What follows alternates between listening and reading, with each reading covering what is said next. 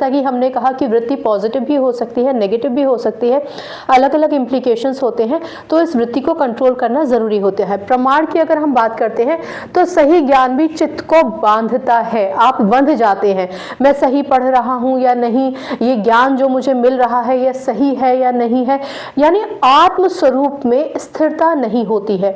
याद रखिए, योग आपको संतुलन सिखाता है, आपकी वृत्तियों को रोकता है। एक एग्जाम्पल बताती हूँ, क्योंकि आप उलझ रहे होंगे कि ये वृत्ति आखिरकार आपको नुकसान कैसे पहुँचाती है। मान लीजिए कि आप कुछ करना चाहते हैं, बहुत बड़ा करना चाहते हैं, वेरी गुड, अच्छी वृत्ति है, लेकिन उस विषय में आप सिर्फ सोच रहे हैं, आपकी सोच जा रही है लेकिन आपके प्रयास नहीं जा रहे हैं। तो योग दर्शन क्या करेगा कि आपको प्रयास करने के लिए आगे बढ़ाएगा, मोटिवेट करेगा। लेकिन जो आपके दिमाग में उतार चढ़ाव था, बेमतलब की कोशिशें, बेमतलब की बातचीत जो आप लोगों से कर रहे थे वहाँ तक पहुँचने के लिए, उसको शांत करेगा, आत्मज्ञान देगा, अपने अंदर की ओर आपको मोड़ेगा और आपको एक सही ज्ञान देगा। वो तभी हो पाएगा जब आप अपने चित्त को शांत करेंगे। और चित्त कब शांत होता है? जब वृत्तियाँ शांत होती हैं, ठीक है। विप्रयोग की बात करते हैं, ये गलत या फिर भ्रमपूर्वक ज्ञान था। अब किसी भी व्यक्ति को जो ज्ञान अर्जित करना चाहता है, उस ज्ञान अर्जित करने वाले व्यक्ति को हम गलत भी समझ सकते हैं, और ये टीचर फैकल्टी बहुत ज़्यादा करती हैं। क्यों?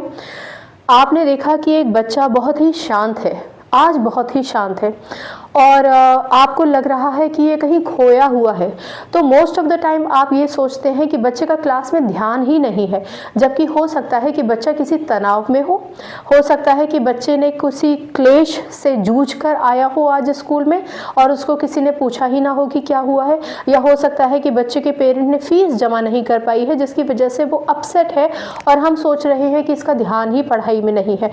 तो अब आप खुद कनेक्ट कर पाएंगे इस चीज़ को कि वो बच्चा जो एक्चुअल में सही था, वो अपने हिसाब से, अपनी उम्र के हिसाब से सही सोच रहा था, पर हमने उसका आकलन गलत कर लिया।